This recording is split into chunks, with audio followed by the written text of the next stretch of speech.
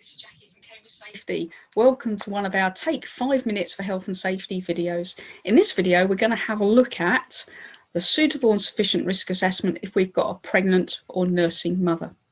Within the management of health and safety at work regulations and lots of the other legislation that we've got, you're probably knee-deep already in suitable and sufficient risk assessments. But within the management of health and safety at work regs, as well as doing our general risk assessment, considering young people, we also have a requirement to consider pregnant and nursing mothers. Because in some cases, there may be some hazards that present a greater risk to them.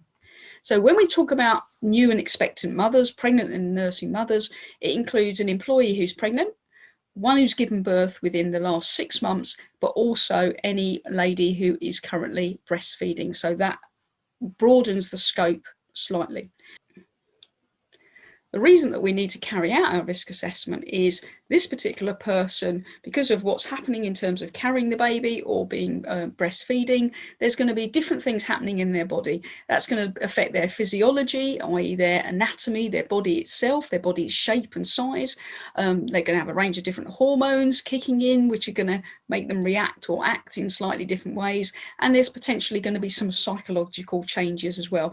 And these are going to happen not just once, but at all the different periods of their pregnancy. So when we do a new and expectant mother's risk assessment, this is very much not one that we do on day one and then we just leave it for 9 months, because we need to review with the individual themselves to make sure that our current control measures are reducing the risk adequately. We need to make sure that we're reviewing the risk assessment regularly, because the level of risk associated with the work that they do is going to change as the pregnancy progresses. In terms of issues, we've got the management of health and safety at work regulations. They require a risk assessment for our new or expectant mothers and nursing mothers. Equally, in addition to that, a registered medical practitioner can suspend a particular employee from night work or any other work if they feel she or the unborn child is being, her health and safety or their health and safety is being put at risk. Equally, from an employer's perspective, the employer's responsibilities under the management of health and safety at work regs only kick in when the employer has been formally notified by the expectant mother of their pregnancy. So our employer's duty, we're not required to alter working conditions, suspend from work or anything like that until we've had in writing that the lady is pregnant. Equally, we may get it in writing from the lady. We have a right as an employer as well to request a specific certificate of pregnancy from a registered medical practitioner or registered midwife to confirm that the pregnancy is actually in existence. And as soon as we've got that, our legal duties kick in. Now, we know we've got responsibilities to look at hazards and risks for all of our employees, but if we've got a pregnant or nursing mother, some of these risks may be greater. So a hazard is anything with the potential to cause harm. We've got loads of hazards in our workplaces, but the risk is, what's the likelihood of injury? What's the severity? And this is where you might have the same hazard, but to a pregnant person or someone doing breastfeeding, the risk might increases. So let's have a look. We start with the pregnant worker who's notified us of their pregnancy. What work are they doing? What were the working conditions? What are the processes that they do that could lead to a hazard or risk to them? Are there any ergonomic ones about the way that their body is moving, whether they're interacting physically and mentally with the process? Are there any physical hazards, hot, cold, noise, vibration, those types of things? Are they using any chemicals that could harm them, or have they got any mutagens which could potentially harm the unborn child? Are they working or exposed to any biological agents? And some biological agents don't present a greater risk to a pregnant mother, but some do, because if they get into the blood, that blood can go into the baby. Equally, we look at the hazards and risks, but you look honestly at what the existing controls that you've already got in place, because it could be the existing controls that you've already got in place are actually adequately controlling the risk to your ordinary members of staff and your pregnant or expecting mothers.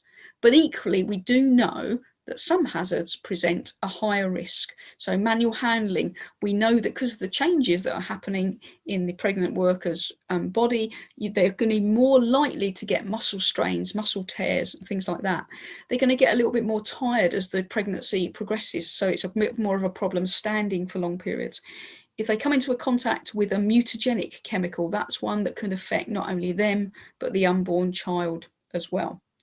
Are they contact with any certain biological agents? So we know that things like rubella, German measles presents a risk to everybody, but a far greater risk if you've got a pregnant woman. A couple of other issues would be if we've got a very hot environment, that could affect a pregnant worker more than a usual worker. Are they exposed to any ionizing radiation, which could affect them and particularly the unborn child? And then we've got practical things. Are they driving? Are they doing any work at height? These types of things are all could have a range of hazards associated with them, but could present a greater risk. And a practical one is not necessarily a hazard, but it could increase the risk. Our standard sized personal protective equipment as the pregnancy carries on may no longer fit the person. So these are a range of things that we would need to consider. So in terms of the whole process, we'll look initially at our usual standard general risk assessment, all the work activities that we've done. Has it identified hazards and risks? What are our existing controls? Then once an employee notifies us of their pregnancy, then we can revisit that risk assessment and decide, do we actually control all of these hazards and risks already adequately, or are there some that will present a greater risk to the individual employee? So then we need to think about doing an assessment based on that employee, what the jobs are that they do, what are the hazards and risks that they are encountering at work. Are there any, therefore, uncontrolled risks that present a greater risk to them?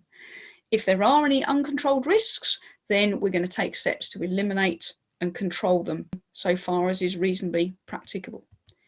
If we're unable to avoid the hazard and risk, then we're going to have a look at, can we alter their working hours? That might be reducing the hours slightly, or just changing the hours that they work, maybe put them, not having them on the 3-shift system and things like that. If that isn't adequate, is it possible to offer them alternative work, which presents a lower risk? So not having that particular worker working in the X-ray department, not having them working in the laboratory. If our existing controls and altering working hours and conditions or offering alternative work, if that doesn't reduce the risk to an acceptable level, then the employer is legally bound to suspend the employee on full pay until they actually start their official maternity leave. So from our point of view, it all starts when the employee notifies us of her pregnancy. So we've done a quick potted tour from an employer's perspective on what we need to do if we have a pregnant or nursing mother. Thank you very much. This is Jackie Cambridge from Cambridge Safety.